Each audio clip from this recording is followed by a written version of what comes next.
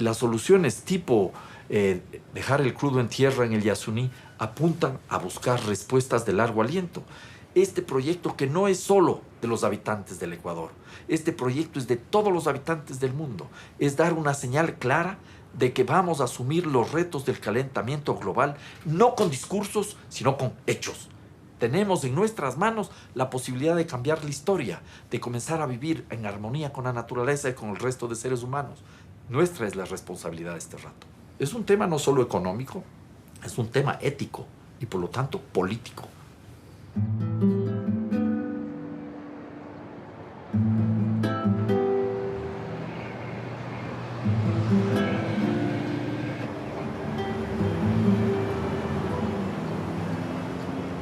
Correa capitaliza, diría yo, por un lado, esta rabia, esta frustración de la gente, y por otro lado, la esperanza y la necesidad del cambio.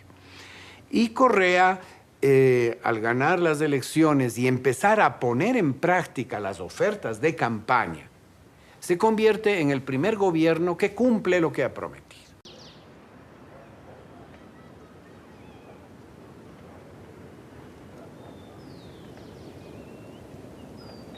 Yo me defino como un socialista del siglo XXI, que acepta muchos principios del socialismo tradicional, pero rechaza otros, ¿no? Como por ejemplo el cambio violento, como por ejemplo la lucha de clases, que precisamente ese cambio violento,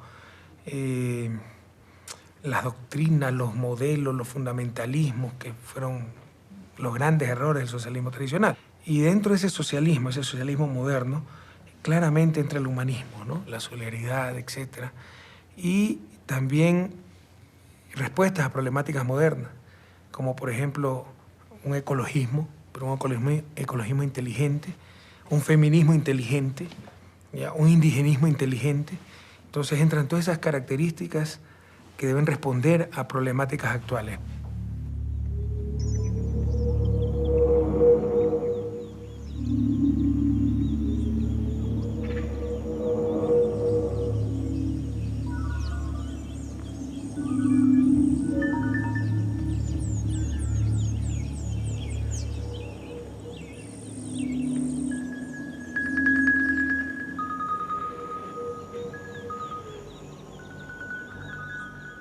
Esto significa que tenemos que buscar un nuevo modelo de desarrollo, no el modelo capitalista de producción.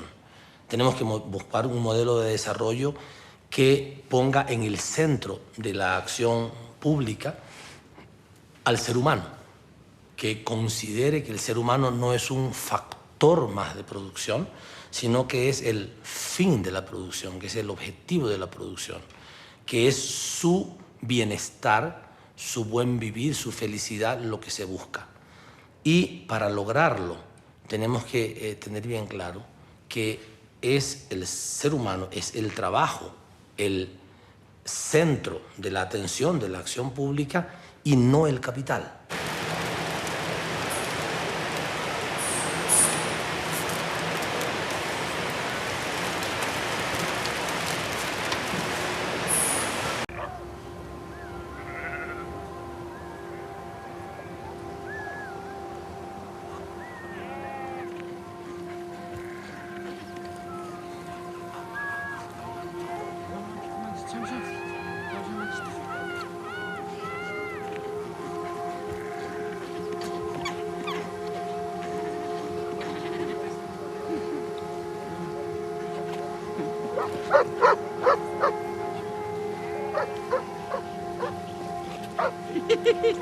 Manches, manches, schau. Manches, schau, schau.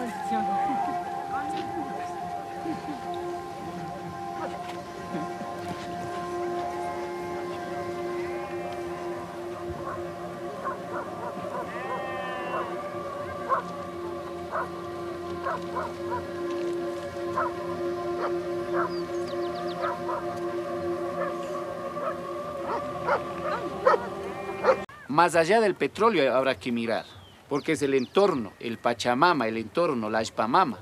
Todo eso se engloba. Para los pueblos indígenas no es solamente la esencia del petróleo que está bajo el suelo.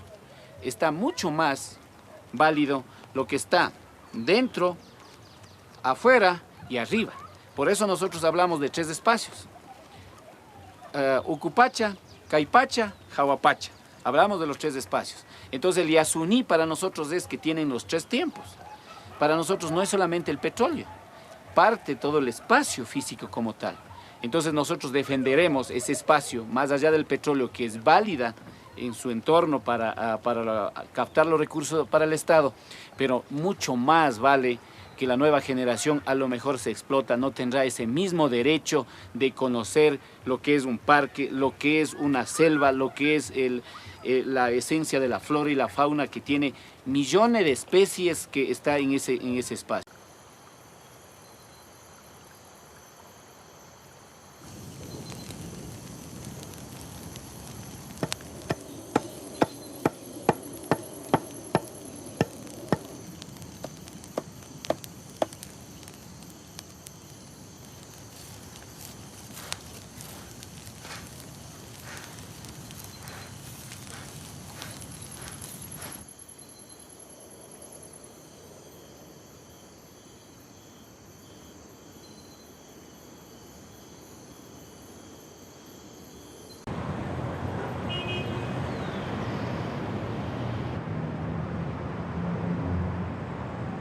Me permito simplemente recordar que mercado había ahí en la época de Jesucristo, ¿ya?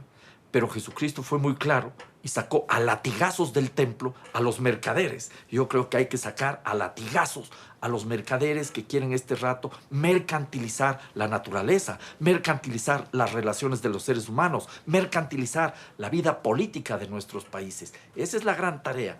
Hay que dar normas claras a que el mercado funcione en términos de las demandas de la sociedad y no de solo exclusivamente de las demandas de acumulación del capital.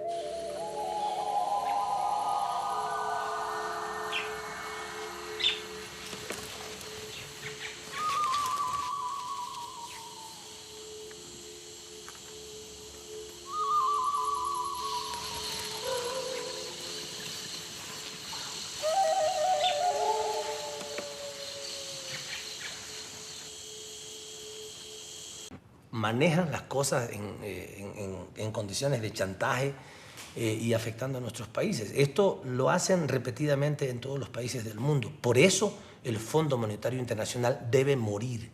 No hay cómo restablecerlo, no hay cómo reajustarlo.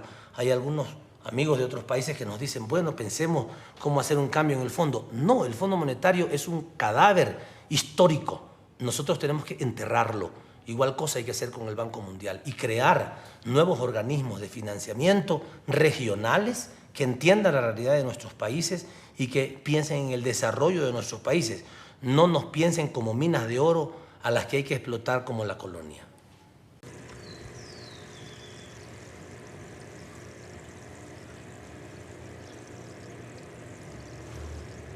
Yo creo que podemos poner el ejemplo del Titanic, es decir, hoy el mundo tiene una dirección y enfrente hay un iceberg con el que nos vamos a estrellar. El timón es pequeño todavía y por muchas vueltas que demos, el barco no va a girar con la velocidad que necesitamos para no estrellarnos. Yo creo que hay que ponerle un timón mucho más grande, que es la voluntad política de todos los grandes estadistas del mundo. Creo que ese es el reto, ¿no? Poder realmente llevar a la vida práctica, lo cotidiano, aquello que todavía es una poesía. Para muchos economistas y banqueros, hablar de conservacionismo es pura poesía. El socialismo del siglo XXI sí está proponiendo una nueva noción de desarrollo, que es el buen vivir, en armonía con la naturaleza, respetando las culturas. No vivir mejor que el vecino, mejor cada día. Buen vivir, satisfaciendo necesidades básicas que dependerán también de cada realidad cultural, etc. Yo creo que los países del tercer mundo, los países del sur, las economías emergentes, tenemos que construir un nuevo sistema. Y eso es lo que está pasando en América Latina, con el socialismo del siglo XXI.